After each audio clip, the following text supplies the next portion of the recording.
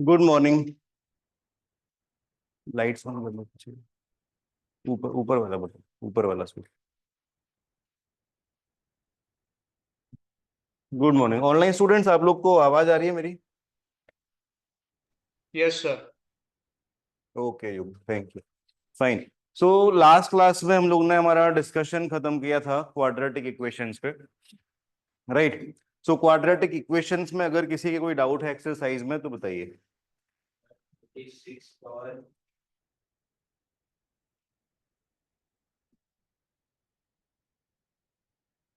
36।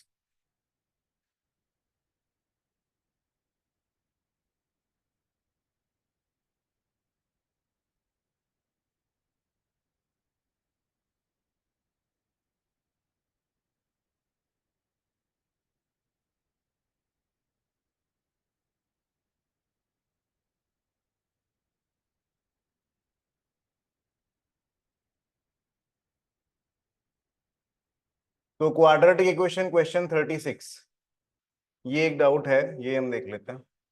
इसके अलावा अगर किसी का डाउट है तो वो लोग ऑनलाइन है तो चैट में डाल सकते हैं, अदरवाइज बता सकते हैं। If one root of this equation is 4 while the equation has equal roots, this equation has equal roots, then the value of q. Okay. तो देखिए, ये इक्वेशन का एक रूट 4 है और दूसरा रूट हम मान लेते हैं p है, ठीक है?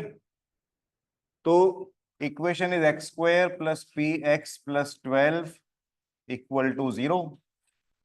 अच्छा, p तो इस इक्वेशन में ऑलरेडी यूज हो रहा है, तो let us take another letter, let us say a, ठीक है? तो इस इक्वेशन का एक रूट 4 है, दूसरा रूट हम अज्यूम कर लेते हैं a है। तो हमने लास्ट क्लास में पढ़ा था product of roots of a quadratic equation. Product of roots क्या होता है? Product of roots is c by a, right? तो यहाँ पे c है 12 और a है 1। एंड प्रोडक्ट ऑफ रूट्स, अगर आप रूट्स को देखें तो 4 एंड a दो रूट्स हैं, तो 4 इंटू a इन लोग का प्रोडक्ट हो गया। So that should B 12 by 1, तो 12, तो a का वैल्यू आ गया 3। तो इस इक्वेशन के दो रूट्स आपको पता चल गए, 4 एंड 3, ठीक है? अगर ये इक्वेशन के दो रूट्स आपको पता चल गए तो अब आप उसका सम भी लिख सकते हैं, sum of roots. Sum of roots क्या होता है? Minus b by a. Now what is b here? B is p, right? तो माइनस पी और ए तो 1 है, यहाँ पे ए 1 है, क्लियर? तो ये 1 हो गया। तो सम ऑफ द रूट्स क्या हो गया? रूट्स क्या है? एक 4 है और एक 3 है, तो रूट्स आर 4 एंड 3। तो we can say 4 plus 3 is minus p, hence p is -7, ठीक है? तो यहां से आपको p का वैल्यू मिला। अब फर्स्ट इक्वेशन में से हमने सारा इंफॉर्मेशन एक्सट्रैक्ट कर लिया है, p का वैल्यू -7 आ गया है। Now we will move to the second equation. तो सेकंड इक्वेशन में p एंड q ये दो अननोन्स हैं, तो उसमें से p का वैल्यू तो आपको ऑलरेडी मिल गया, तो ये p यहाँ पे आप डायरेक्टली यूज कर सकते हैं, ठीक है? तो अगर ये p मिल जाएगा तो we can we find the value of q, बस ये क्वेश्चन है। So equation becomes x square, तो सेकंड इक्वेशन क्या हो जाएगा? X square plus p x plus q है, p की जगह -7 रिप्लेस किया तो x square -7x plus q, right? That is equal to 0। ये हो गया सेकंड इक्वेशन। सेकंड इक्वेशन के बारे में कोई और इंफॉर्मेशन है? हाँ, सेकंड इक्वेशन में एक चीज और बताया, that this equation has equal roots. तो इक्वल रूट्स है तो हमें एक ही रूट फाइंड करना है, ठीक है? तो अगर इस इक्वेशन के इक्वल रूट्स हैं तो let us assume, let the roots be m and m, right? तो दोनों रूट्स को हमने सेम अज्यूम कर लिया। तो फिर से sum of the roots, sum of the roots will be m plus m, that should be equal to minus b by a. तो यहाँ पे b कितना है? -7, so minus of -7 by a तो 1 है, ठीक है? So m plus m is 2m and ये 7, तो m का वैल्यू हुआ 7/2, ठीक है? तो दो रूट्स जो इस इक्वेशन के हो गए वो हो गए 7/2 एंड 7/2। अब नेक्स्ट क्वेश्चन आता है कि q का वैल्यू कैसे आएगा? तो दोनों रूट्स आपको अगर 7/2 मिल गए तो 7/2 एंड 7/2 ये दो रूट्स हैं। अगर हमें q की वैल्यू चाहिए तो we would need product of roots. तो प्रोडक्ट कितना होता है रूट्स का? That is c/a। तो c है यहाँ पे q और a है 1। c is q and a is 1 and roots है 7/2 तो इनका प्रोडक्ट कितना होगा? 7/2 इंटू 7/2 दैट इज q। तो q का वैल्यू कितना आ गया? 49/4। ठीक है, सो q इज 49/4। ऑप्शन है ऐसा कोई? हाँ, तो 49/4 इज ऑप्शन है। बोलिए, कोई भी स्टेप रिपीट करना है तो बताइए।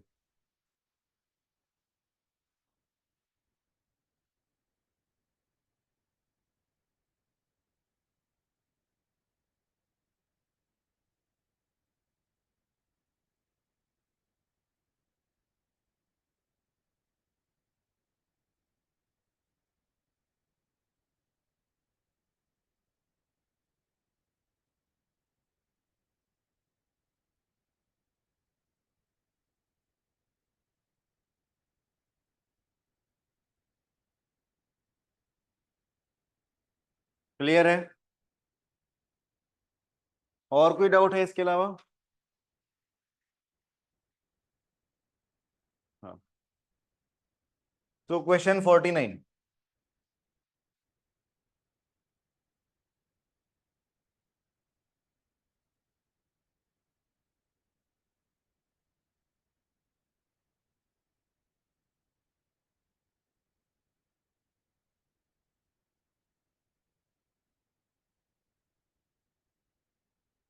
If alpha and beta are the roots of this equation, then the value of alpha square minus beta square.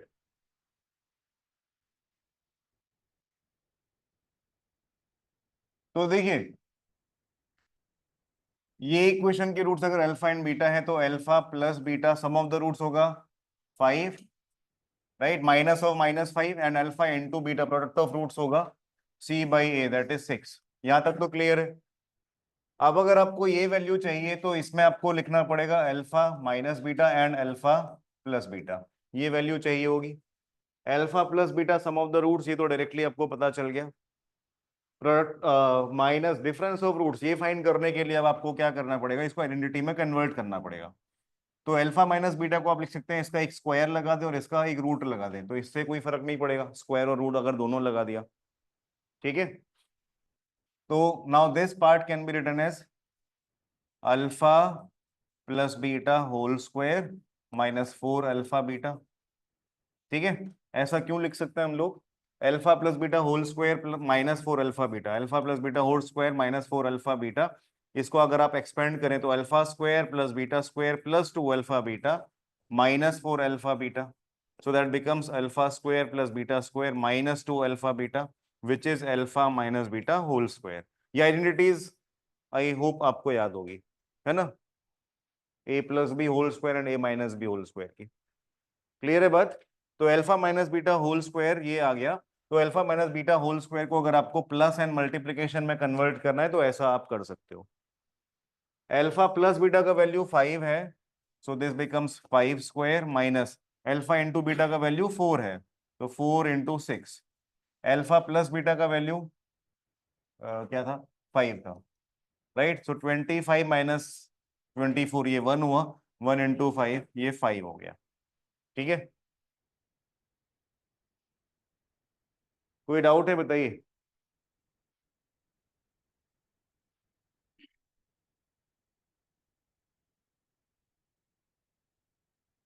Right, although इसमें इतना ये क्वेश्चन स्पेसिफिक, इस क्वेश्चन के लिए इतनी मेहनत की जरूरत नहीं थी। फाइन, क्योंकि इस क्वेश्चन में अल्फा एंड बीटा की वैल्यूज तो आप डायरेक्टली भी बता सकते हैं, 2 एंड 3 है। फाइन, तो अल्फा एंड बीटा अगर 2 एंड 3 आ जाए तो डायरेक्टली यहाँ पे 2 और यहाँ पे 3 रिप्लेस करो, या फिर यहाँ पे 3 और यहाँ पे 2 रिप्लेस करो। अब ये नहीं पता चलेगा कि अल्फा 2 है कि बीटा 2 है, वो नहीं पता चलेगा। बात समझ आ रही है ना? इस इक्वेशन के तो रूट्स डायरेक्टली आप स्प्लिटिंग द मिडिल टर्म से बता ही सकते हो। कोई डाउट है? तो एक रूट इसका 2 आएगा और दूसरा 3 आएगा, बट अल्फा 2 है या बीटा 2 है वो नहीं पता, तो दोनों केसेस अज्यूम करके करना पड़ेगा। तो अल्फा अगर 2 है तो it becomes 2 square minus 3 square, तो आंसर आएगा -5। और अल्फा अगर 3 है तो it becomes 3 square minus 2 square, तो आंसर आएगा 5। ठीक है, 9 - 4 5। तो -5 एंड +5 दोनों आंसर आ सकता है, तो आंसर इसका बी हो जाएगा। राइट, तो ये सिर्फ इस केस में क्योंकि इसमें स्प्लिटिंग पॉसिबल है। अगर यहाँ पे मान लो 7 हो जाता तो फिर स्प्लिटिंग पॉसिबल नहीं होती, तो फिर आपको यही करना पड़ता। बात समझ आ रहा है ना? तो दोनों तरीके से सीखना तो है ही आपको। अगर स्प्लिटिंग पॉसिबल नहीं है, अल्फा एंड बीटा की वैल्यू नॉर्मल इंटीजर्स में नहीं आ सकती, तो फिर यही बेस्ट सोल्यूशन है जो हमने पहले किया था। क्लियर है बात? अगर स्प्लिटिंग पॉसिबल है फिर आप स्प्लिटिंग से पहले अल्फा एंड बीटा फाइंड कर लो, फिर आंसर आ जाएगा। और कोई डाउट है?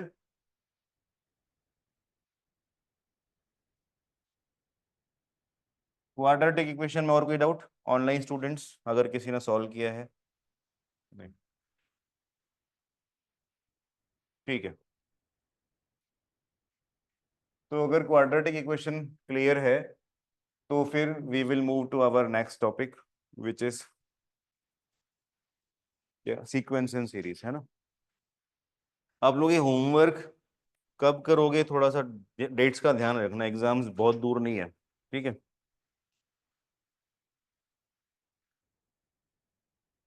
सो नेक्स्ट टॉपिक इज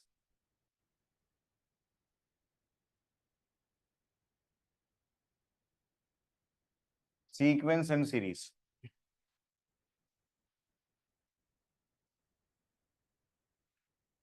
तो देखिए, सीक्वेंस एंड सीरीज में हम लोग प्राइमरीली दो सीरीज की बात करेंगे। एक होगा अरिथमेटिक सीरीज, सीरीज को प्रोग्रेशन भी बोलते हैं।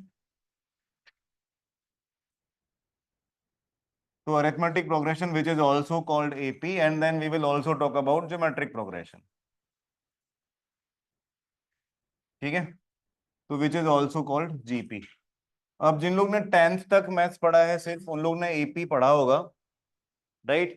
जिन्होंने 11 12th में भी मैथ्स लिया वो लोग ने जीपी भी पढ़ा होगा। फाइन। तो एपी वाला जो पार्ट है वो सभी के लिए इजी होना चाहिए, ऐसा मुझे लगता है। एंड जीपी ऑल दो सब लोगों ने नहीं पढ़ा, बट जिन्होंने भी नहीं पढ़ा है उनके लिए भी इजी होगा, ऐसा कुछ मुश्किल है नहीं जीपी में। Fine, we will first start with AP, arithmetic progression. Fine. तो सबसे पहले तो क्वेश्चन आता है कि एपी अगर होगा तो हमें पहचान कैसे पड़ेगी कि ये एपी है, अरिथमेटिक प्रोग्रेशन है? तो बड़ा ही सिंपल सा तरीका है आइडेंटिफिकेशन का। अगर एक अरिथमेटिक प्रोग्रेशन है 1 3 5 7 9 11 13 एंड सो ऑन, तो ये अगर एक एपी है तो इसमें एक पैटर्न जो आपको दिखता है वो ये कि इसके कोई भी दो कंसेक्यूटिव टर्म्स का difference is same, right? You pick any two consecutive terms of this series, आपको वो डिफरेंस हमेशा सेम ही मिलेगा। इन दिस केस वो 2 है, वो डिफरेंस कुछ और भी हो सकता है, राइट? फॉर एग्जांपल ये सीरीज लिया हमने तो यहाँ पे डिफरेंस कुछ अलग आया, बट हर दो टर्म्स के बीच का डिफरेंस सेम है, राइट? सो सीरीज वाइज ये डिफरेंस आपको सेम मिलेगा। दो सीरीज के अंदर का डिफरेंस अलग अलग हो सकता है, तो दोनों ही एपी है, दोनों में डिफरेंस जो है वो अलग अलग है, बट कोई भी दो कंसेक्यूटिव टर्म्स के बीच का डिफरेंस आपस में सेम है, right? So that is how we identify an AP. तो आइडेंटिफिकेशन आई थिंक सबको क्लियर है। अब इसमें थोड़ा बहुत टेक्निकल टर्म्स हम वो देख लेते हैं। कोई भी एपी का स्टार्टिंग पॉइंट जो होता है that is called its first term. तो फर्स्ट टर्म को हम लोग नॉर्मली ए से रिप्रेजेंट करते हैं। एंड कोई भी एपी में जो ये डिफरेंस है between any two consecutive terms, जो यहाँ पे 3 और ऊपर 2 था, right, this is called common difference. Common difference. So common difference को हम लोग डी से रिप्रेजेंट करते हैं। डिफरेंस के लिए डी, एंड कॉमन क्यों है? Because it is the difference through out the series. कोई भी दो कंसेक्यूटिव टर्म्स पिक करें आप, उसमें डिफरेंस यही आएगा। क्लियर है बात? तो अगर आपको एक एपी का first term and common difference ये दो चीजें पता है, तो उस एपी के कितने भी टर्म्स आप लोग बना सकते हो, कितना भी टर्म्स उस एपी के लिख सकते हो, राइट? तो अगर आपको किसी एपी का फर्स्ट टर्म 5 पता है एंड कॉमन डिफरेंस डी 2 पता है, तो you can write as many terms as possible. तो 5 में 2 ऐड किया तो 7 आया, 7 में 2 ऐड किया तो 9 आया, फिर 9 में 2 ऐड कर दो, फिर 11 में 2 ऐड कर दो, एंड सो ऑन। राइट, तो you can write as many terms as you want. Clear है? यहाँ तक सिंपल है, यहाँ तक सभी को याद आ रहा है? राइट। अब क्वेश्चन आता है कि अगर ये एपी है जिसका ए 5 है, डी 2 है, तो इस एपी का 50th टर्म क्या होगा? ठीक है, तो इजी क्वेश्चन है। 50th टर्म क्या होगा ऐसा आपको आइडेंटिफाई करना है, तो लिख देंगे सारे टर्म्स को, 50th टर्म काउंट कर लेंगे तो पता चल जाएगा। एक तो ये तरीका है, फाइन। दूसरा, सारे टर्म्स लिखने में समय जाएगा और वही हमारे पास कम होगा, तो उसके लिए हम लोग थोड़ा सा पैटर्न आइडेंटिफिकेशन कर सकते हैं। फर्स्ट टर्म 5 है, उसमें हमने 2 ऐड किया तो 7 आया, तो अभी मैं सिर्फ 2 ऐड करके लिख रहा हूं, उसका रिजल्ट नहीं लिख रहा हूं। राइट।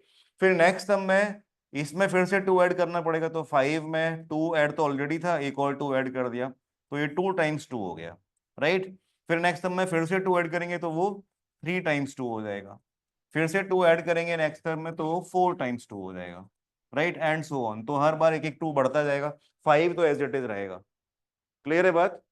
तो यहाँ पे 5 था, ये सेकेंड टर्म में एक बार 2 आया, ये थर्ड टर्म में 2 बार 2 आया, ये फोर्थ टर्म में 3 बार 2 आया, ये फिफ्थ टर्म में 4 बार 2 आया। क्लियर है? अगर आप सिक्स टर्म भी लिखना चाहो तो उसमें 5 बार 2 आ जाएगा। तो वैसा ही अगर आप दिमाग लगाओ तो 50th टर्म तक सब लिखने की जरूरत नहीं रही। अब यू कैन नाउ इजीली से कि 50th टर्म में कितने बार 2 आएगा? 49 टाइम्स। राइट। तो we can say 50th term कितना होगा?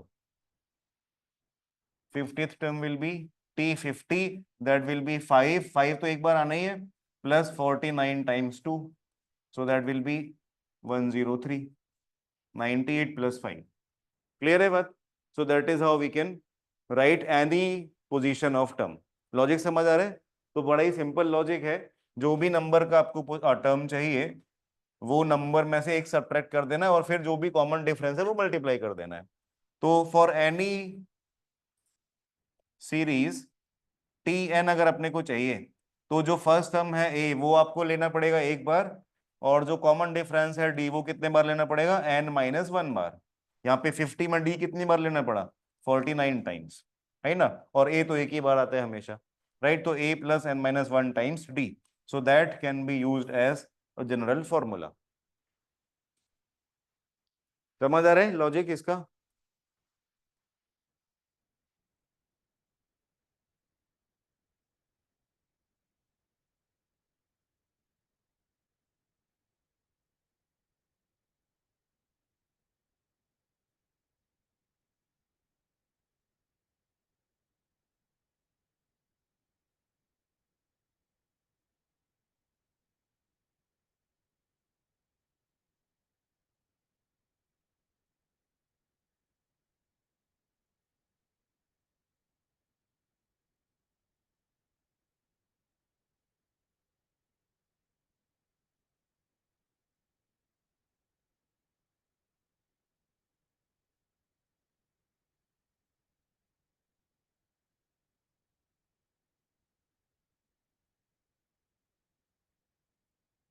हम्म, ये देखिए,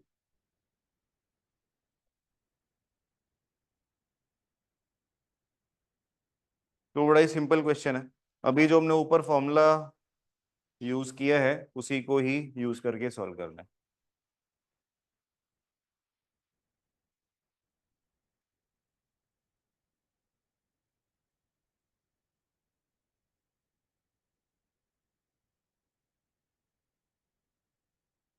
हाँ ठीक है।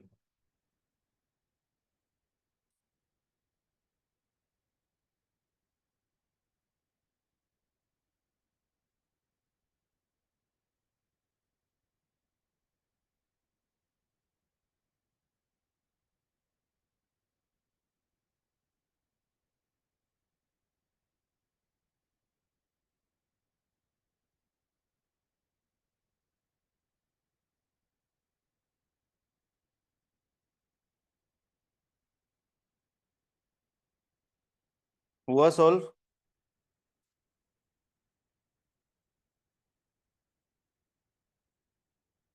-3, 3 और 2, मतलब A3 आया कि B3 आया? B3 आया। ठीक है जश, हाँ। सो A2 एंड D3, किसी का डाउट है तो बताएं। हो गया सॉल्व? A = 2 एंड D = 3, किसी का भी डाउट है तो बताओ। तो चलो मैं बता देता हूं एक बार। अगर हम ये AP का first term A and common difference D assume कर लें, तो फिफ्थ टर्म T5 क्या होगा? A+5 - 1 होता है 4, तो 4D। एंड T12 क्या होगा? A+11D। T5 का वैल्यू गिवन है 14, तो A+4D 14 हो गया, एंड A+11D 35 हो गया। तो यहां से ये दो इक्वेशंस बन गई, A+4D is 14 and A+11D is 35। ये दो इक्वेशंस आप सॉल्व कर सकते हैं, फर्स्ट एंड सेकंड। दो इक्वेशन सॉल्व करने का तरीका हमने सीखा है बचपन से और प्रीवियस चैप्टर में भी। तो डिफरेंस लेंगे तो 4 - 11 -7D होगा, और ये -21 होगा। माइनस माइनस भी कैंसिल हो गया, तो D का वैल्यू आ गया 3। D अगर 3 आ गया, फिर से आप इसको रिप्लेस कर दो यहाँ पे, तो A2 आ जाएगा। ठीक है, तो इजी क्वेश्चन है, किसी का भी डाउट है तो बताइए। फिर इसका कभी कभी रिवर्स भी आता है। रिवर्स मतलब कि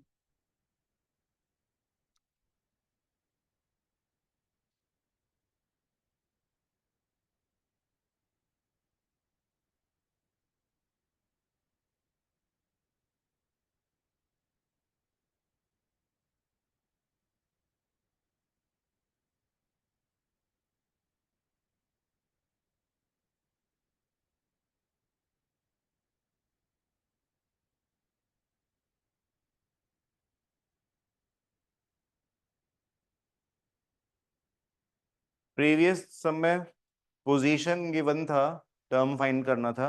यहाँ पे टर्म गिवन है, हमें पता करना है कि वो कौन सी पोजीशन का टर्म है।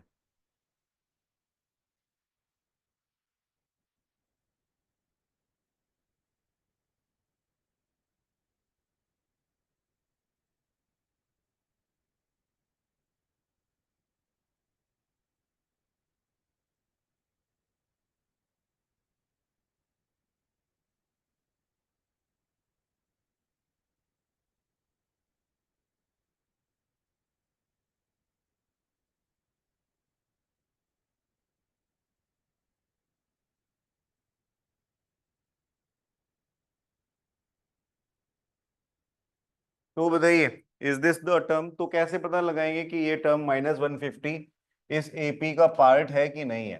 Right. So how do we identify कि एक गिवन टर्म किसी गिवन AP का पार्ट है कि नहीं? तो AP के जो भी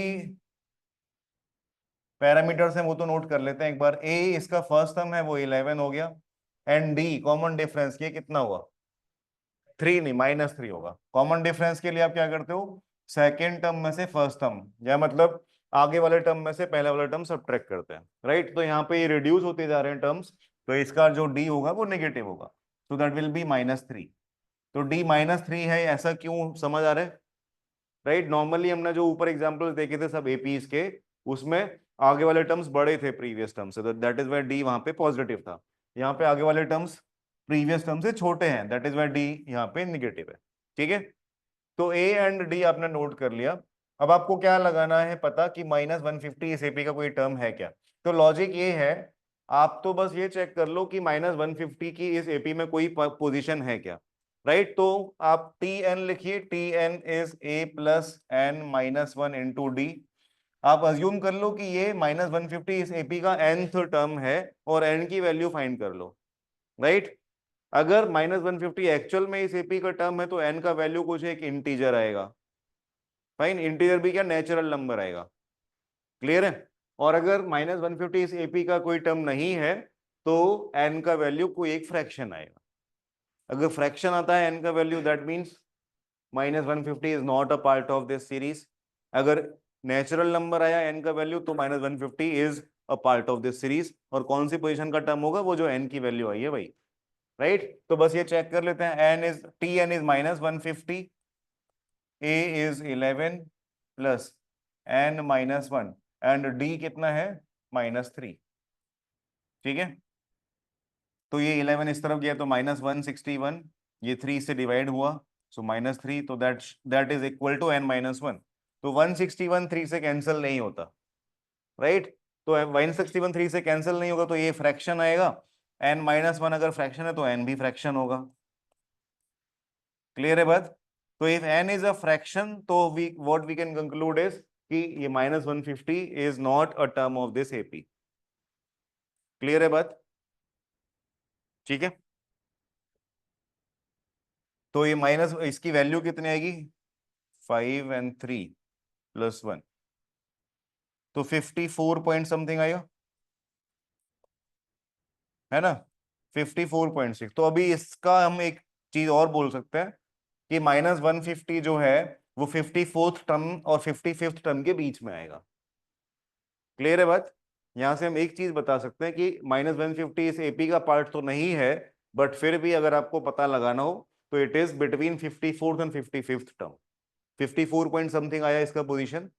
क्लियर है बात। तो 54 टर्म के आगे है और 55th टर्म के पीछे है। क्लियर है, तो इतना आप कंक्लूड कर सकते हो। कोई भी डाउट है यहां तक? ओके।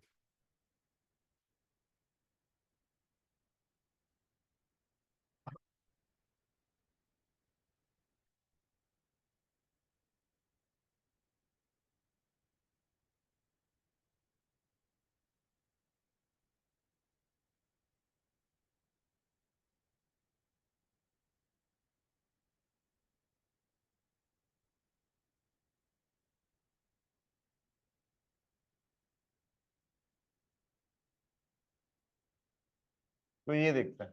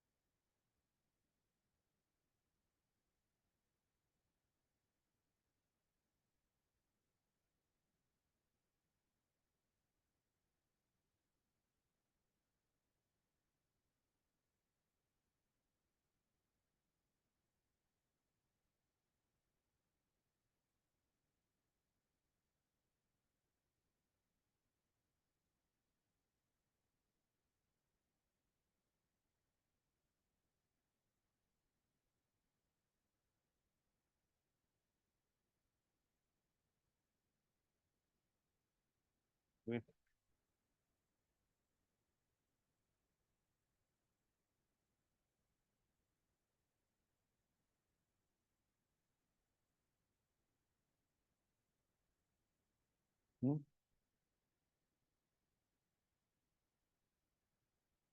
13th टर्म नहीं,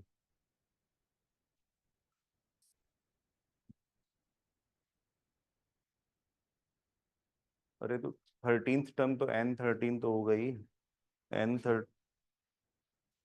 वो t13 बताना, a13 बताना, a प्लस n-1 डी करना।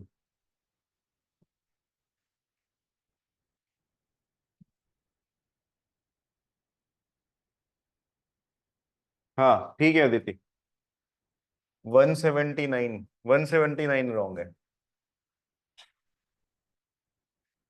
तो देख लेते हैं, 5 times the fifth term of an AP. तो सर्टेन एपी की बात हो रही है, तो उस एपी के बारे में आपको कुछ भी नहीं पता है, सिर्फ ये पता है 5 times the fifth term is equal to 8 times the eighth term. तो कुछ भी प्रोसीड करने के पहले आपको उसका ए एंड डी अज्यूम करना पड़ेगा, तो हमने कर लिया। तो fifth term is a plus 4d and 5 times of this, that should be equal to a plus 7d and 8 times of this. ठीक है, so 5a plus 20d that is equal to 8a plus 56d. ये a इधर गया और ये d इधर आया, so it becomes 3a that is equal to minus 36d. तो 3 से 36 कैंसिल होता है 12 टाइम्स, तो a इज माइनस 12d। ठीक है, a इज माइनस 12d। यहां तक कोई डाउट है? और we can say a plus 12d is 0। ठीक है, a प्लस 12d क्या है आप ध्यान से देखो तो a प्लस 13 माइनस 1d है, ये 0। तो a प्लस 13 माइनस 1d क्या हुआ? t13। t13 क्या हो गया? 0। समझ आया? सो t13 इज 0। कोई भी डाउट है इसमें बताइए, बोलो क्या हुआ?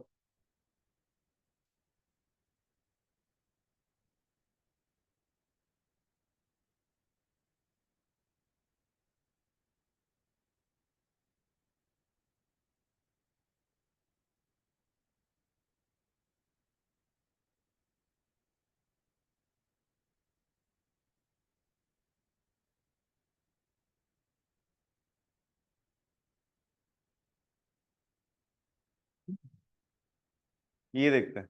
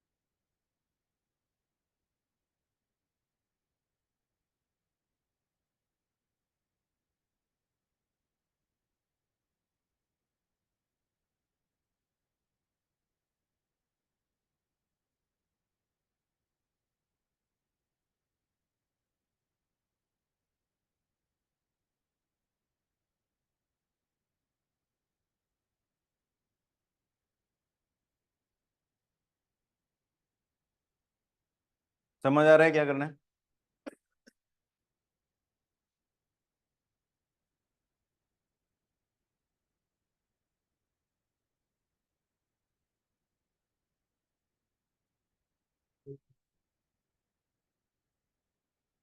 हाँ, ठीक है। सो 36 करेक्ट आंसर है। तो देख लेते हैं कैसे सॉल्व होगा।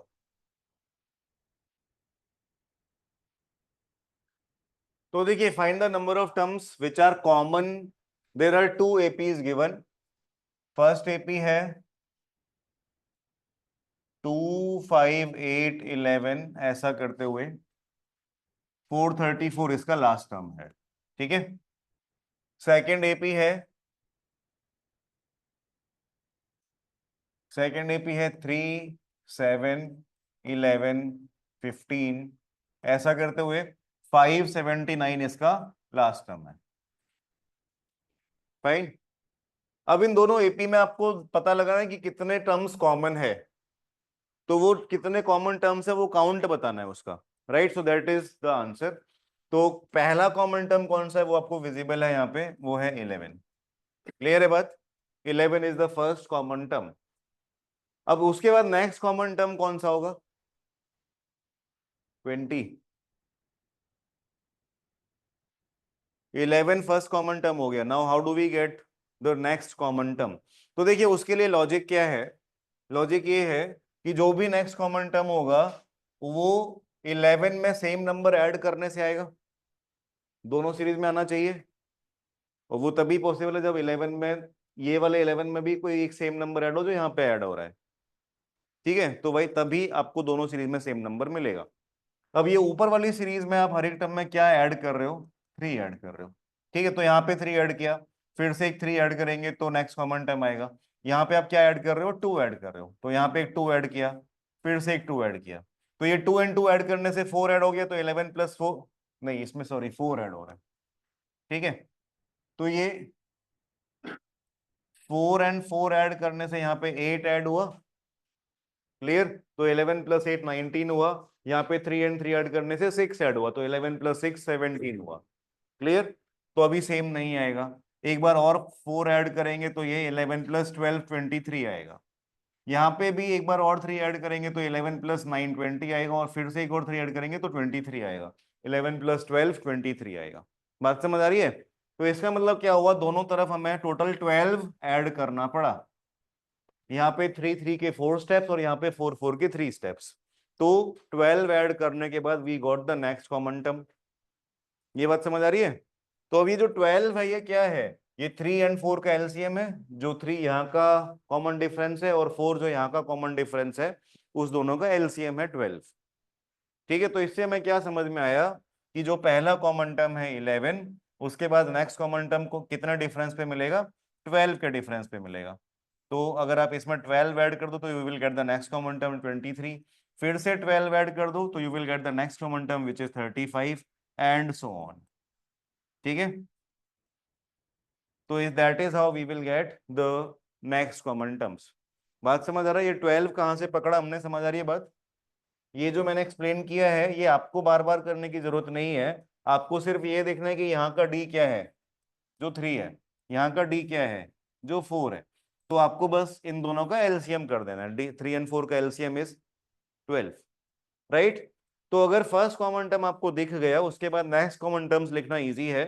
ये जो एलसीएम आया इन दोनों का 12, वो 12 बस इधर ऐड करते जाना है। तो 11 plus 12 23, 23 plus 12 35 and so on. तो ये जो कॉमन टर्म्स है ये लोग की अपनी भी एक पर्सनल एपी बनेगी। ठीक है, तो this will also be an AP, 11 23 35 and so on. तो अब आपको सिर्फ इतना करना है कि ये एपी में कितने टर्म्स आएंगे, बस इतना पता लगाना है। राइट, तो number of terms in this AP कितना होगा। फाइन, यहां तक किसी का कोई भी डाउट है तो बताइए। ये 11 23 35 ये वाली एपी हमने कैसे पकड़ी, ये क्लियर है? अब नेक्स्ट क्वेश्चन ये आता है कि कितने तक इसको बनाना है। तो अब इसके लिए देखिए, फर्स्ट एपी का लास्ट टर्म है 434, तो कोई भी कॉमन टर्म 434 से बड़ा तो नहीं हो सकता। तो इस एपी में कोई भी टर्म 434 से बड़ा तो नहीं हो सकता, जो कि 434 पे तो ऊपर वाली एपी खत्म ही हो गई। तो you can not get a common term जो 440 हो या उसके ऊपर हो, है ना, क्योंकि इसके आगे तो टर्म्स है ही नहीं ना। बात समझ आ रही है? तो we can say last term अगर हो भी सकता है तो 434 ही हो सकता है इस एपी में, उसके बड़ा तो नहीं हो सकता। ठीक है, तो अब बस हमें ये चेक कर लेना है कि 434 इस एपी का टर्म है कि नहीं है। तो हमने एक और ऊपर क्वेश्चन एक किया था जिसमें हमने चेक किया था कि -150 उस एपी का टर्म है कि नहीं। तो अब बस ये उतना ही क्वेश्चन रह गया। Right, so how do we check that? अब क्वेश्चन सिर्फ इतना है, बाकी सब कॉमन टर्म वगैरह सब भूल जाओ। अब क्वेश्चन सिर्फ इतना है कि is 434 a term of this AP. ठीक है, कौन सी एपी, 11 23 35 एंड सो ऑन। ये एपी का कोई टर्म है क्या, एंड इफ यस तो उसकी पोजीशन, तो पोजीशन इसकी क्या है। राइट, तो अब इसके लिए अब क्या करते हैं, कोई कुछ बोल रहा था, टी क्या रहा है, 145, नहीं 145 कैसे आया, नहीं 36 आएगा, देख लेते हैं कैसे आएगा। तो ये एपी का फर्स्ट टर्म है A11, डी, डी कितना है 12, तो टी एन क्या होगा, A+n-1 डी होता है। A is 11, n-1, D is 12 and T N अपने अज्यूम कर रहे हैं 434, कि 434 अपना nth टर्म है।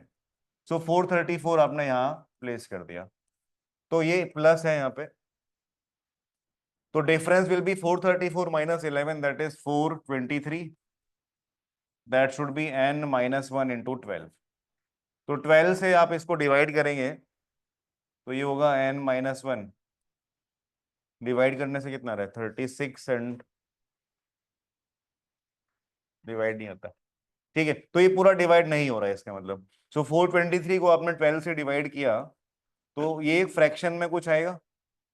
3 से डिवाइड हो रहा है तो 3 से कर लेते हैं पहले। 1, 4 एंड 1। ठीक है, एंड ये 4 टाइम्स। फिर 141 को 4 से डिवाइड किया तो it will be 3 times, 5 times, so 35.25 ये आया। तो एन का वैल्यू आया 36.25। ठीक है, एन हुआ 36.25। कोई डाउट है यहां तक बताइए। तो इसका मतलब क्या है, हमने थोड़ी देर पहले भी डिस्कस किया था कि एन अगर फ्रैक्शन में आया या डेसिमल में आया, दैट मींस ये जो 434 है ये टर्म ऑब्वियसली इस एपी का पार्ट तो नहीं है। ठीक है, but what we can say is कि ये टर्म इस एपी के 36 टर्म के बाद आता है। क्लियर है, दैट मीन्स इस एपी में ऐसा अगर आप आगे बढ़ाते जाओ तो 36 टर्म्स आ जाएंगे, राइट। 36 टर्म्स जो होगा उसके बाद अगर आप देखोगे तो 36 टर्म मान लो 430 आया तो 430 के बाद 434 आ रहा है, राइट। सो 36 टर्म 430 ही होगा, उसके बाद 434 आता है। तो दैट इज वाई इसकी पोजीशन 36.25 आ रही है। क्लियर है, तो आई कैन से 36 टर्म्स इसके पहले हैं 434 के, तो आंसर इज 36 टर्म्स। क्लियर है बात। So that is the logic. तो एन अगर 36.25 आया तो उसमें जो इंटीजर पार्ट है वही आंसर है आपका, बिकॉज एन इज पोजीशन, तो वो तो फ्रैक्शनल नहीं हो सकती। कोई भी डाउट है, रिपीट करना है कुछ। एन का वैल्यू इतना आया वो समझ आ गया। एन अगर इतना आया तो अब एन की वैल्यू क्योंकि पोजीशन है एन, तो वो तो नेचुरल नंबर में ही आएगा, 36 आएगा या 37 आएगा। तो ये 434 की वैल्यू अगर इतनी आई है इसका मतलब पहला ये कि 434 is not the part of this AP. दूसरा ये कि 434 अगर पार्ट नहीं है तो कितने टर्म है इस एपी के, वो अपने को इससे पता चल जाएगा, सिर्फ इंटीजर पार्ट से। ठीक है, तो 36.25 है तो 36 टर्म्स है। ठीक है, तो अगर ये क्वेश्चन क्लियर है तो बताओ, अगर कोई डाउट है तो भी बताओ। क्लियर है सभी को? फाइन। तो ऐसा ही क्वेश्चन एक और प्रैक्टिस के लिए बस करते हैं, क्योंकि ये तो मैंने ही सॉल्व किया था।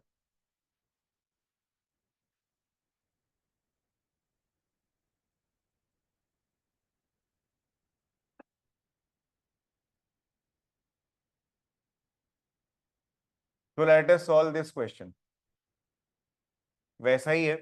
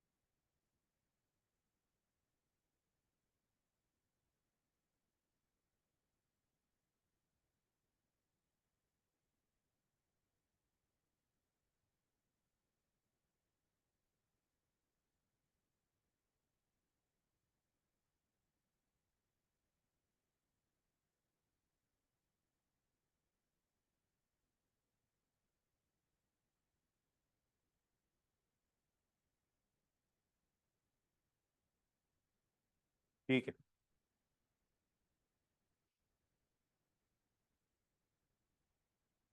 हुआ सॉल्व।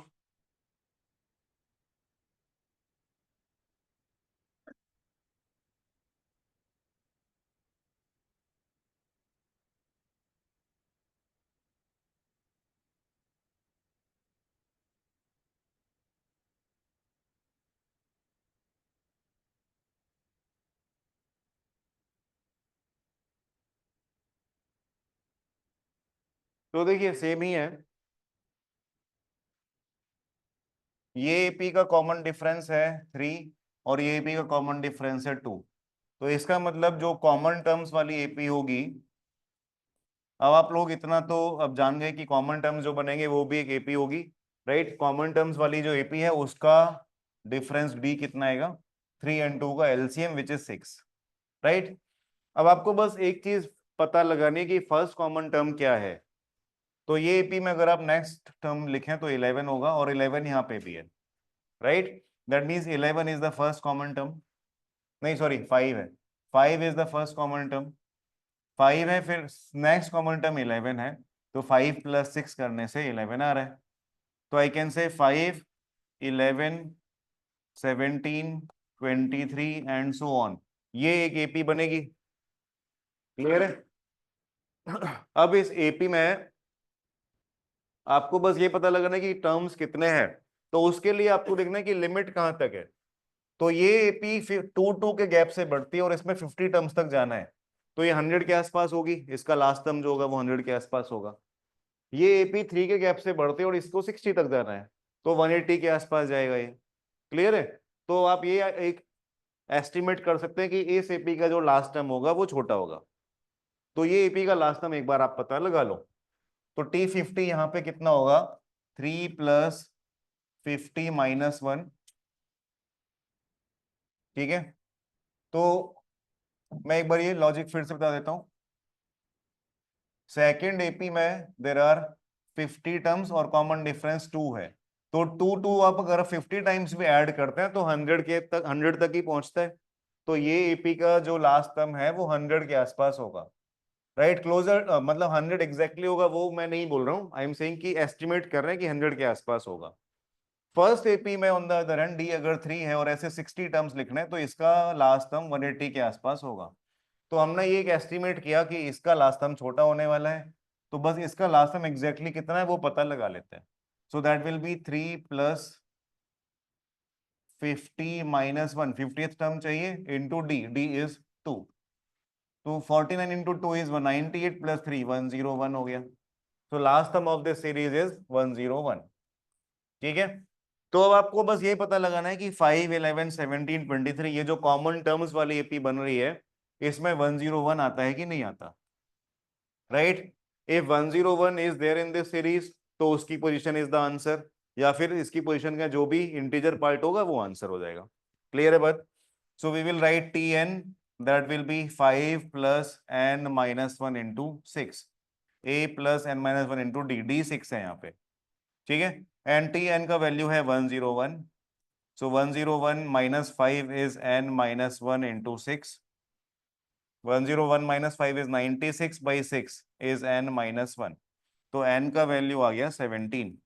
तो 17 एग्जैक्ट इंटीजर है या नेचुरल नंबर है, that means 101 is part of this AP, तो यही इसका लास्ट टर्म है और इसकी पोजीशन क्या है, 17th टर्म है ये, राइट। सो 17th टर्म है ये अगर, तो इस दोनों एपीज के कितने कॉमन टर्म्स हो गए, 17।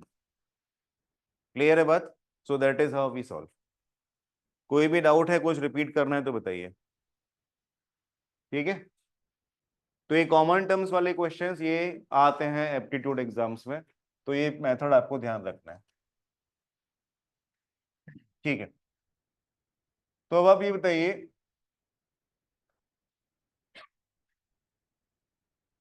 इफ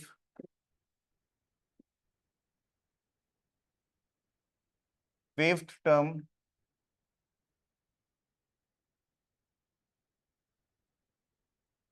of an AP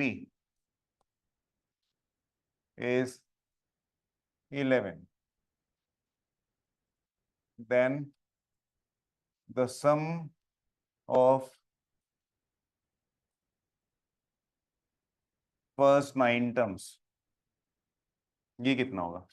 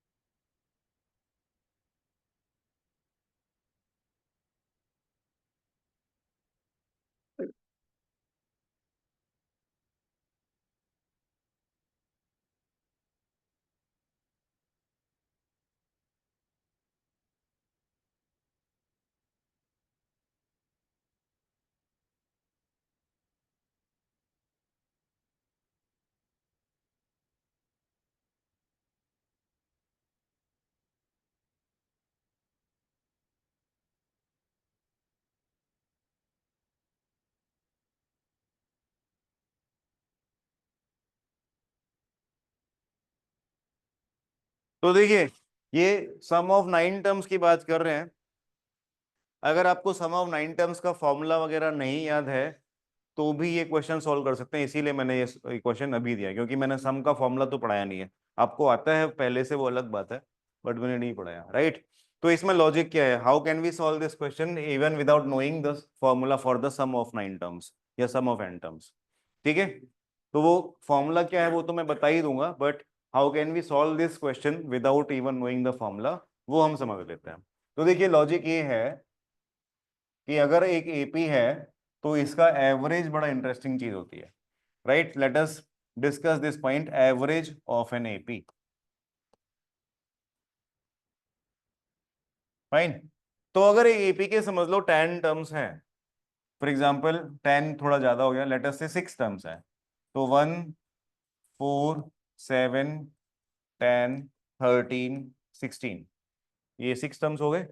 हाँ, तो क्वेश्चन अगर ये है find the average of these 6 terms या एवरेज ऑफ दिस एपी, तो एवरेज के लिए आप क्या करोगे, इन सभी को ऐड करोगे और फिर 6 से डिवाइड करोगे, है ना। वो तो कर ही सकते हैं, बट आप और एक इजी चीज कर सकते हैं, अगर आपको इसका एवरेज चाहिए, so average will be the average of first and last term. ठीक है, average of an AP is also the average of its first and last term. तो अगर आपको ये पूरे एपी का एवरेज चाहिए, तो instead of adding all the terms you can simply pick first and last term, तो 1 + 16/2 ये इसका एवरेज हो गया। और you can also pick second and second last term, तो 4 + 13/2 ये भी इसका एवरेज हो गया। तो आप देख लो 17/2 होगा, ये भी 17/2 होगा। और you can also pick third and third last term, right. तो दैट इज 7 + 10/2, तो ये भी 17/2 हुआ। अगर और टर्म्स होते यहाँ पे तो इतने ही थे, अगर और टर्म्स होते तो आप वैसा भी कर सकते हैं, fourth and fourth last, fifth and fifth last, ऐसा करके you can get the average of the AP, right. तो पॉइंट इज कि अगर एक एपी का आपको स्टार्टिंग और एंड से सेम पोजीशन के टर्म्स पता है दोनों, तो आप उस एपी का एवरेज बता सकते हो। ठीक है, ये बात एक समझ में आई। अब दूसरी बात ये, तो फर्स्ट पॉइंट आप नोट कर लें, first point is average of an AP. Although ये पॉइंट हमने जब एवरेज डिस्कस करे थे तब भी आया था, तब भी हमने पढ़ा था। Average of an AP is the average of two numbers equidistant from beginning and and. ठीक है, तो इसका एक्सप्लेनेशन ये ऊपर लिखा हुआ है, आई होप ये क्लियर है सभी को। ये जो लाइन हमने लिखी है इसमें किसी का डाउट है? Equidistance from beginning and and का मतलब यही कि स्टार्टिंग से सेकंड नंबर तो लास्ट से भी सेकंड नंबर, तो इक्विडिस्टेंट हो गया। स्टार्टिंग से थर्ड नंबर तो लास्ट से भी थर्ड नंबर, तो इक्विडिस्टेंट हो गया। ये इसका मीनिंग है। क्लियर है बात? सेकंड पॉइंट ये है, ये वाला जो पॉइंट है वो तो कोई भी एपी के लिए चलेगा। सेकंड पॉइंट थोड़ा और स्पेसिफिक हो गया, if the number of terms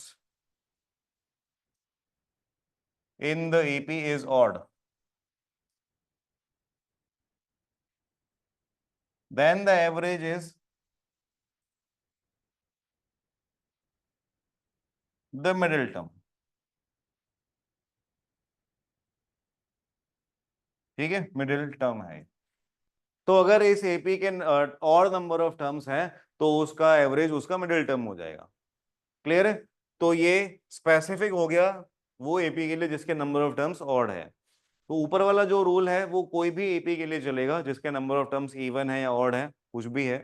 first rule is applicable for all, second rule is applicable only for those AP जिसके नंबर ऑफ टर्म्स ऑड है। ठीक है, now let us come to this question जो मैं अभी आपको दिया था। तो अगर एक एपी के 9 टर्म्स का सम आपको बताना है और उसका फिफ्थ टर्म आपको पता है, तो वो 9 टर्म्स का मिडिल टर्म फिफ्थ टर्म होगा।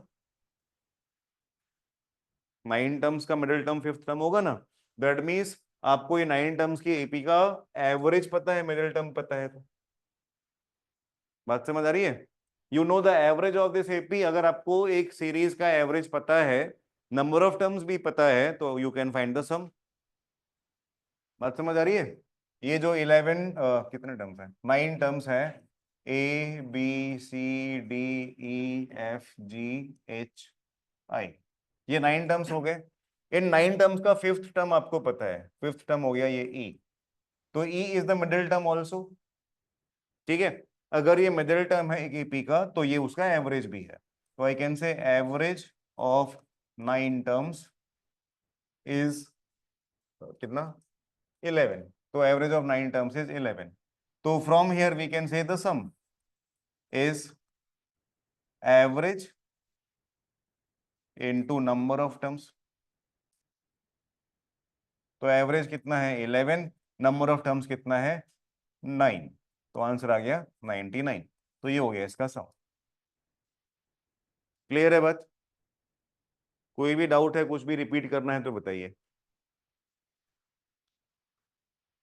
ठीक है, ध्यान रहेगा।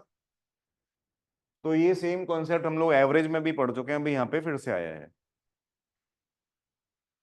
तो ये दो पॉइंट्स आपको ध्यान रखना है about the APs and the averages, ठीक है। अब यही सेम कॉन्सेप्ट यूज करके आप लोग जो सम का फॉर्मूला है वो बता सकते हो। अगर एक एपी है with first term A and common difference D and we need to find the sum of N terms, sum of N terms अगर आपको चाहिए तो सम ऑफ एन टर्म्स क्या होगा, N into average of the AP, है ना। कोई भी सीरीज का सम यही होता है, N number of terms of this series into the average. अब यहाँ पे क्योंकि वो एपी है इसके लिए हमने एवरेज ऑफ द एपी लिखा हुआ है, अगर वो एपी नहीं भी होती तो भी एप्लीकेबल था।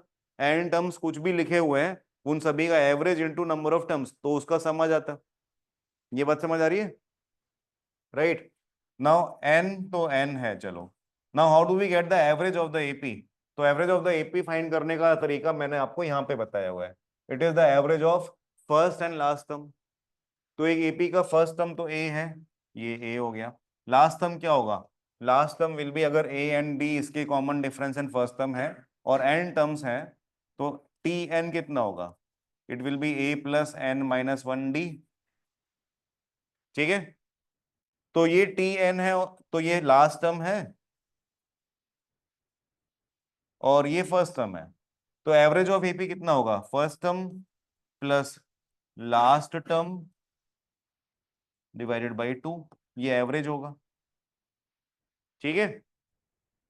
तो ये हो गया sum of N terms, this is the average and this is number of terms, ये एन है, राइट। तो यही होता है सम ऑफ एन टर्म्स, तो सम ऑफ एन टर्म्स कितना हो गया एन इंटू ये ए प्लस ए हुआ टू ए, ये टू हम बाहर लिख देते हैं तो n by two into two a plus N minus one into d, तो this is sum of N terms, right. तो यही फॉर्मूला आप लोग ने पढ़ा है, समझ आ रहे। तो this is the formula for sum of N terms. कोई भी डाउट है इसमें, कुछ भी रिपीट करना है तो बताइए।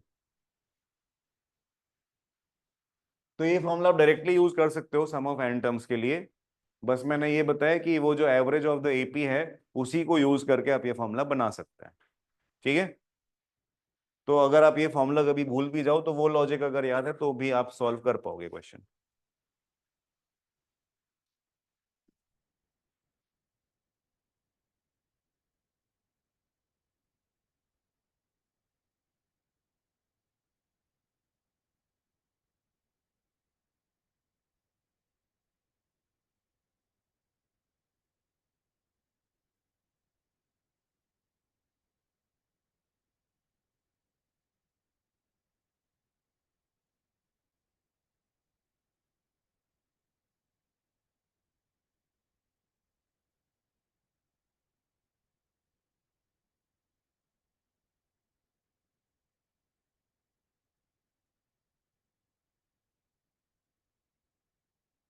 तो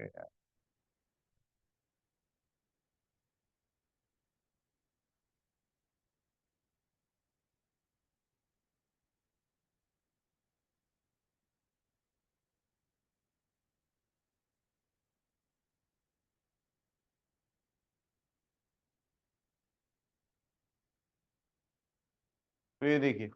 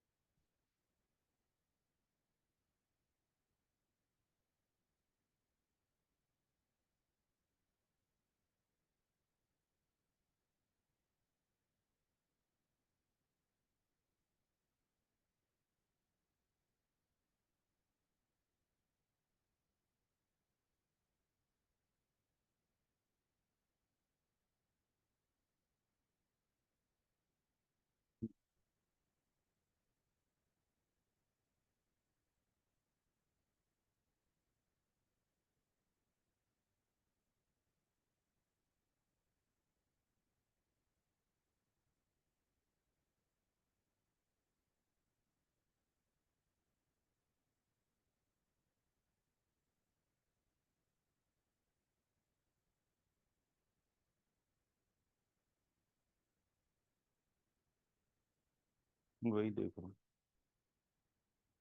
ये सब इनका का बात है। हाँ भाई, आंसर आया 250। हाँ सही। तो आंसर इज 250। तो देखिए क्वेश्चन बड़ा इजी है। We need to find the sum of 25 terms and इसका आपको ए गिवन है और लास्ट टर्म गिवन है। 25th टर्म मतलब लास्ट टर्म ही हो गया, राइट। तो अगर first term and last term अगर पता है तो आप उसका एवरेज बता सकते हैं, एपी का average of AP. That will B first term plus last term by 2, so 3/4 plus last term 77/4 by 2, so that will B 80/8। तो आंसर आ गया 10। तो एवरेज ऑफ द एपी अगर 10 आ गया तो आप 25 टर्म्स का सम बता सकते हैं। तो सम ऑफ 25 टर्म्स कितना हो जाएगा, n into the average. n is 25 and average is 10, तो आंसर हो गया 250। ठीक है, तो that is how we use the average. कोई भी डाउट है इसमें बताइए।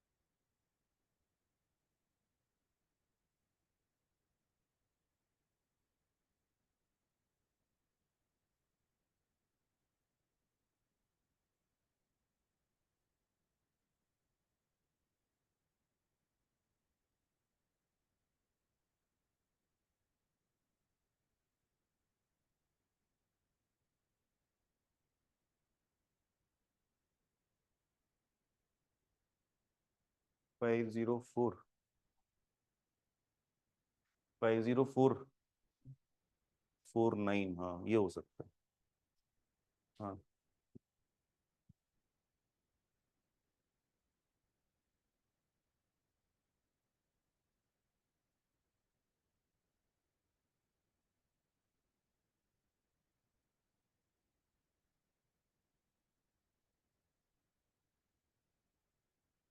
ठीक है युग।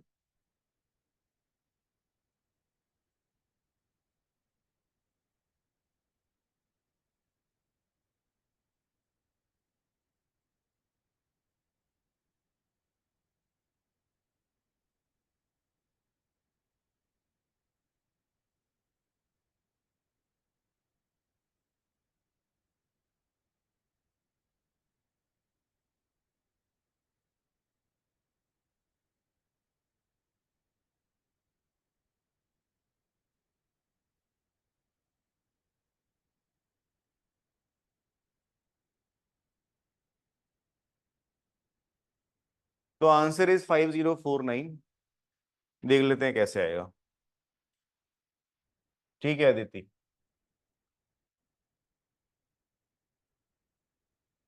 सो एक एपी है 99 टर्म्स का, sum of all the odd numbered terms. तो ऑड नंबर्ड टर्म्स कौन से होंगे, ऑड नंबर्ड टर्म्स मतलब अगर हम अज्यूम करते हैं एपी है A1, A2, A3, A4, A5, ऐसा करते हुए A97, 98, 99, राइट। तो ये एपी है अगर, तो ऑड नंबर्ड टर्म्स मतलब जिसमें ये 1, 3, 5 आ रहे हैं, जो ऑड नंबर्स आ रहे हैं, तो A1, A3, A5, A97, A99। अगर आप इन सारे ऑड नंबर टर्म्स को भी अलग से लिख दो तो ये भी एक एपी बनेगा। पहली बात तो ये क्लियर। दैट मीन्स अगर समझ लो ऑड नंबर टर्म्स ये हैं, या जो एपी है वो ये है 1 2 3 4, ऐसा ही एपी है। तो ये सारे एपी हैं, इसके और नंबर टर्म्स हैं 1 3 5, आगे 7 आएगा। तो 1 3 5 7 इन लोग की भी तो एक पर्सनल एपी बन रही है ना। बात समझ आ रही है? तो अगर आपने एक एपी के और नंबर टर्म्स पिक कर लिए तो उससे भी एक एपी बनेगी। फाइन, बात समझ आ रहा है? तो A1 A3 A5 ये सभी का सम 2550 है। तो ये हम एक बार अलग से नोट कर लेते हैं। तो A1 A3 A5, ऐसा करते हुए A97 and A99, this some is 2550। यहां तक किसी का कुछ डाउट? अब इस एपी में इसमें कितने टर्म्स हैं? ये जो A1 to A99, जो ये सिर्फ ऑड नंबर टर्म्स की एपी बनी है, इसमें कितने टर्म्स हैं? ये कैसे पता लगाएंगे? आपको सिर्फ ये पता लगाना है कि 1 to 99 तक कितने ऑड नंबर्स आते हैं।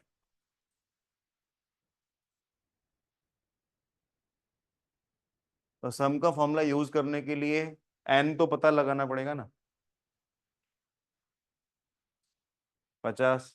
1 to 100 तक 100 नंबर्स है, जिसमें ऑड कितने और इवन कितने? 50 50।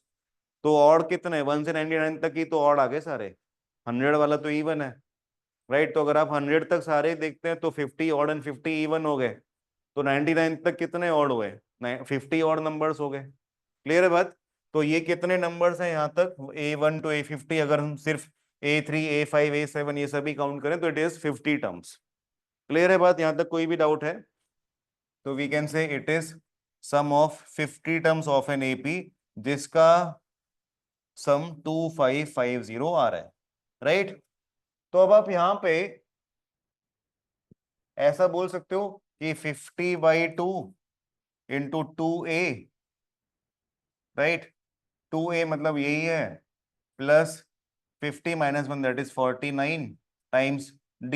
अब यहाँ पे अगर आप ऐसा देखो कि इसका कॉमन डिफरेंस अगर D था, तो इसका कॉमन डिफरेंस कितना होगा? A1 और A2 के बीच का डिफरेंस अगर D है, तो A1 और A3 का डिफरेंस कितना होगा? 2D होगा, है ना। अगर आप यहाँ पे देखते हैं कि 1 और 2 का बीच का डिफरेंस 1 है, तो 1 और 3 के बीच का डिफरेंस कितना है? 2 है। तो A1 और A3 के बीच का डिफरेंस 2D होगा। तो अगर आप ये वाली एपी ऐड कर रहे हो, तो इस एपी को ऐड करते समय यहाँ पे कॉमन डिफरेंस की जगह पे आप 2D लिखेंगे। बात समझ आ रही है?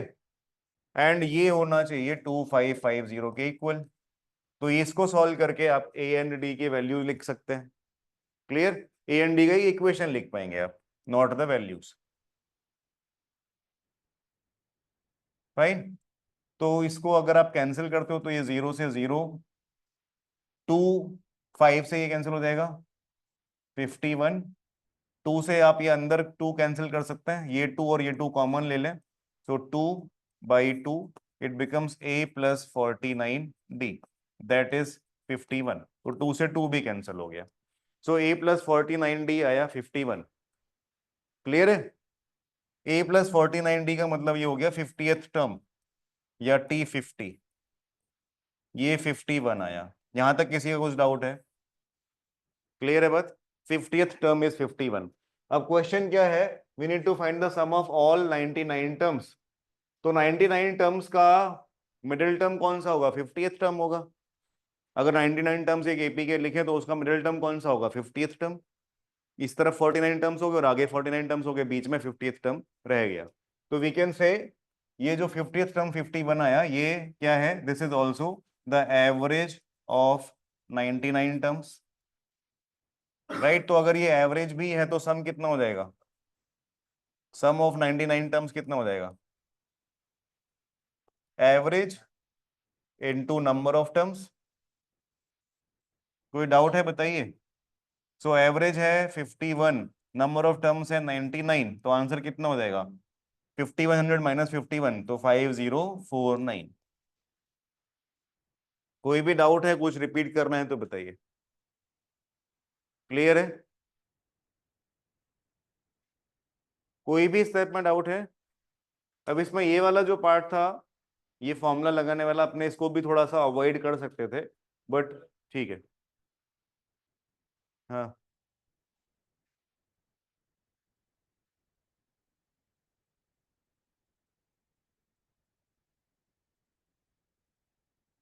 वापस बोलो। हाँ हाँ हाँ, 99 का, हाँ मैं अभी वो उस पे ही आ रहा था कि हम ये वाली कैलकुलेशन है इसको भी अवॉइड कर सकते हैं, राइट ना। तो हम ये वाली कैलकुलेशन कैसे अवॉइड कर सकते हैं कि ये जो 2550 है ये 50 टर्म्स का सम है, राइट। तो अगर ये 50 टर्म्स का सम है, तो अगर मैं इसको 50 से डिवाइड कर दूं 2550 को, इसको अगर 50 से डिवाइड करें तो ये आएगा 51। तो ये 51 क्या हो गया, इन 50 टर्म्स का एवरेज हो गया। कौन से वाले, ये A1 A3 A5 वाले, इन 50 टर्म्स का एवरेज हो गया, right. So average of 50 terms is 51। अब ये एवरेज तो इन 50 टर्म्स का है, राइट। अब क्वेश्चन ये है कि how will this become the average of those 99 terms also. ये पहला क्वेश्चन आता है ना। वो हमने डायरेक्टली मल्टीप्लाई कर दिया 51 को 99 से, वो ठीक तो है, बट उसका लॉजिक क्या है, why should we multiply this 51 with 99 also, क्योंकि ये तो 50 टर्म्स का एवरेज आया। Why is this the average of 99 terms also, ये आपको समझना है। तो देखिए, एवरेज ऑफ 50 टर्म्स अगर 51 है, तो I can say it is A1 plus A99/2, that is 51। ठीक है, first term plus last term by two, एक एपी का एवरेज कितना होता है, उसके फर्स्ट टर्म और लास्ट टर्म के एवरेज के इक्वल। ठीक है, तो ये फर्स्ट टर्म ला और लास्ट टर्म का एवरेज ये 51 आ गया, ये बात अपने को समझ में आ गई। और जो 99 टर्म्स हैं उसमें भी first term and last term ये सेम ही है, क्योंकि फर्स्ट टर्म और लास्ट टर्म सेम है, तो दैट इज वाई इसका एवरेज भी सेम होगा। तो ये वाले एपी का एवरेज कितना आएगा, A1 प्लस A99/2। तो ये एपी का एवरेज भी सेम 51 है। हेंस ये 99 टर्म्स का सम करने के लिए भी आप 51 को 99 से मल्टीप्लाई कर सकते हैं, right. So the final answer will be 51 into 99। ठीक है, तो आप डायरेक्टली ये सॉल्व कर सकते हो। समझ आया, कोई भी स्टेप रिपीट करना है, क्लियर है। तो आप एक स्टेप में जो 50 टर्म्स की एपी गिवन है उसका एवरेज फाइंड करेंगे, उसका जो एवरेज होगा वो 99 टर्म्स की एपी का एवरेज के इक्वल होगा। Hence we can find the sum of 99 terms. ठीक है, कोई भी डाउट है तो बताइए।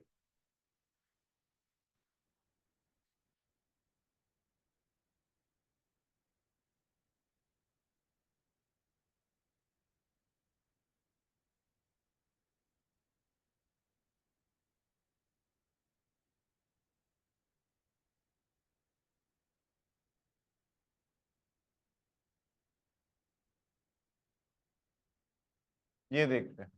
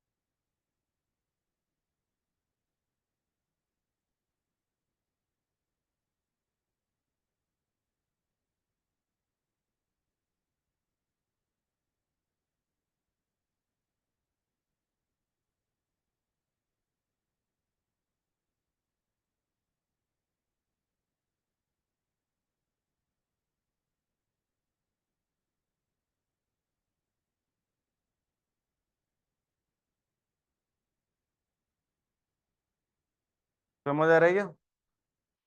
भाई इसमें समझ तो नहीं आने का कुछ है नहीं. So sum of all the three digit natural numbers which are divisible by 7. तो ऐसा पहला नंबर कौन सा होगा जो 7 से डिविजिबल होगा और थ्री डिजिट्स का होगा? 105. तो ये पता कैसे लगाएं? 7336. हाँ ठीक है. तो देखिए how do we get to the first number of three digits जो 7 से डिविजिबल है. तो आप सबसे पहले करेंगे 100 जो हमारा स्मॉलेस्ट थ्री डिजिट नंबर है इसको 7 से डिवाइड कर दो. तो इसको 7 से डिवाइड करते हैं तो आता है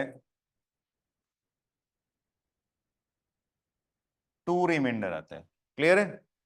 तो ये 2 रिमाइंडर है. अगर ये 2 रिमाइंडर का मतलब ये हुआ कि अगर इस नंबर में 5 और ऐड कर दिया जाए तो रिमाइंडर में भी 5 ऐड हो जाएगा विच विल बी 7. 7 रिमाइंडर होने का मतलब क्या हुआ कि पूरा डिवाइड हो गया. बात समझ आई? That means 105 will be completely divisible by 7. तो 105 ऐसा फर्स्ट नंबर हो गया which is divisible by 7 and वो थ्री डिजिट का है. कोई डाउट इसमें? Right. Now let us look at the last number. Last number कौन सा होगा? तो इसके लिए आप 999 पे जाओ. 999 जो कि लार्जेस्ट थ्री डिजिट नंबर है. इसको अगर आप 7 से डिवाइड करते हैं तो 7 1 times 7, 2 remainder 29, 4 times 28, 1 remainder and 9. तो क्या हो गया? तो यहाँ पे भी 5 रिमाइंडर आया. क्लियर है? तो 5 रिमाइंडर आने का मतलब ये है कि अगर यहाँ से हम 5 सब्ट्रैक्ट कर देते तो यहाँ से भी 5 सब्ट्रैक्ट हो जाता तो ये रिमाइंडर 0 हो जाता. 0 रिमाइंडर होने का मतलब भी सेम है कि पूरा डिविजिबल हो गया. क्लियर है?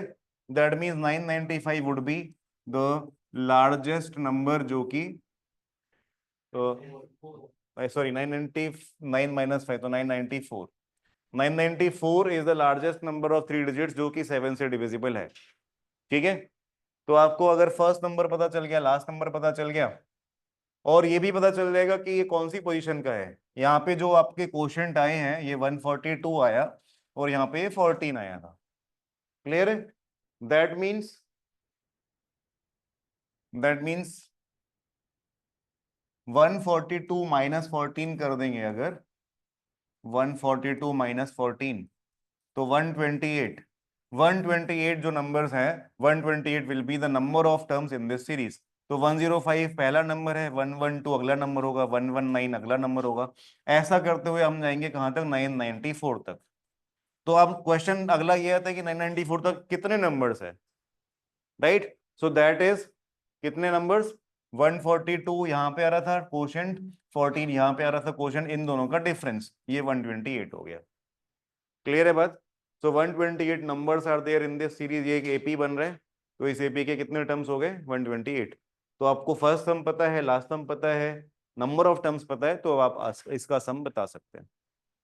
ठीक है. कोई भी इस टाइप में डाउट है कि फर्स्ट सम कैसे आया, लास्ट सम कैसे आया, या 128 कैसे आया? क्लियर है? ठीक है.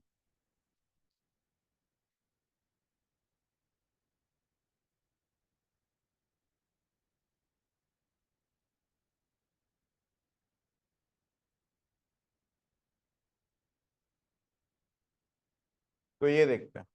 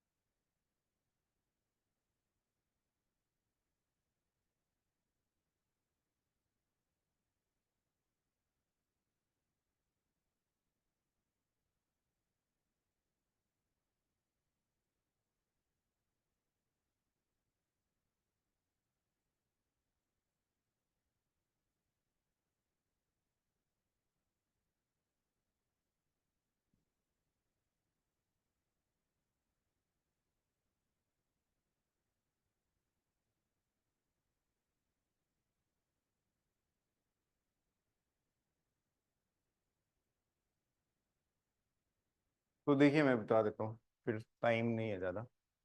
सम of n terms of two APs are in this ratio. तो दो एपीज का आप पैरामीटर्स डिसाइड कर लो। फर्स्ट एपी है small a small d, and second AP है capital A capital D, right. तो फर्स्ट एपी के n टर्म्स का सम क्या होगा, S n, that will be n/2 into 2a plus n-1 into D,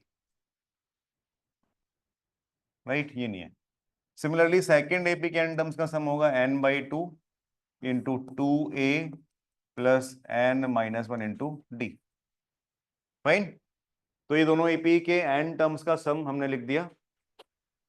question says कि इस दोनों सम का ratio is 5n+4 upon 9n+6।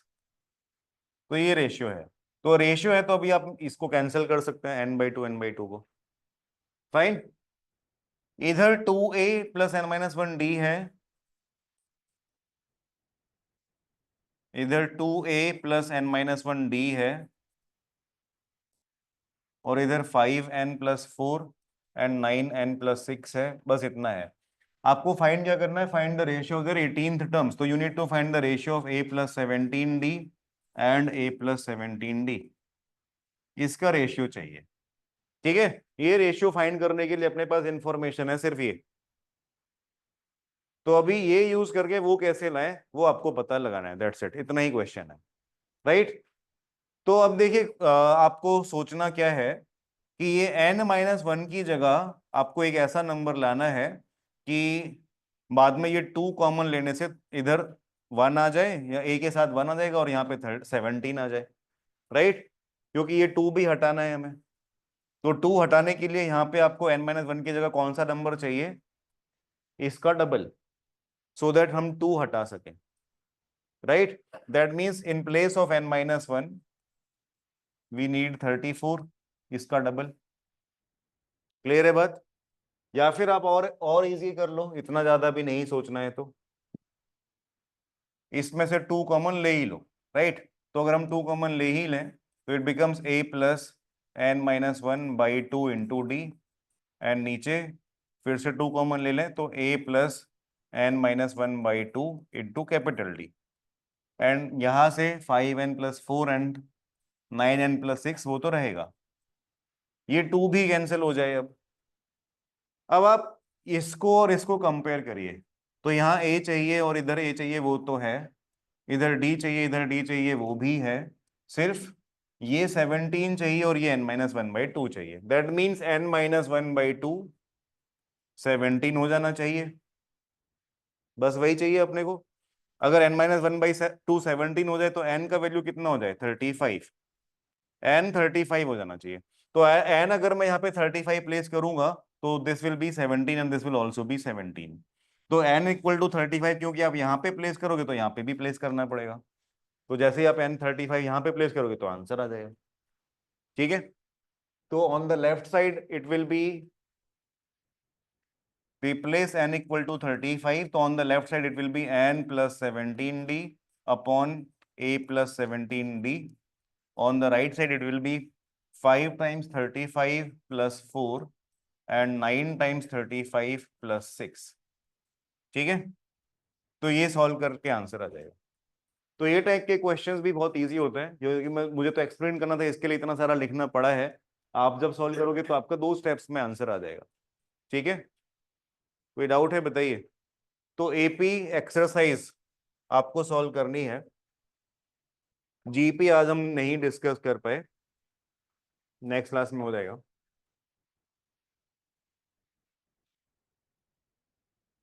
ठीक है।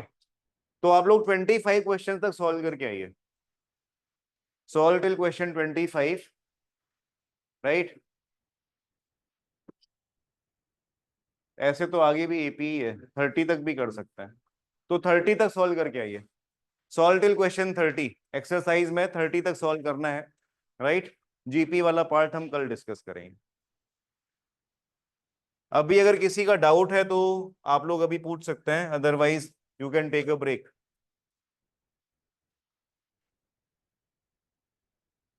ऑनलाइन स्टूडेंट्स कोई भी डाउट है किसी का?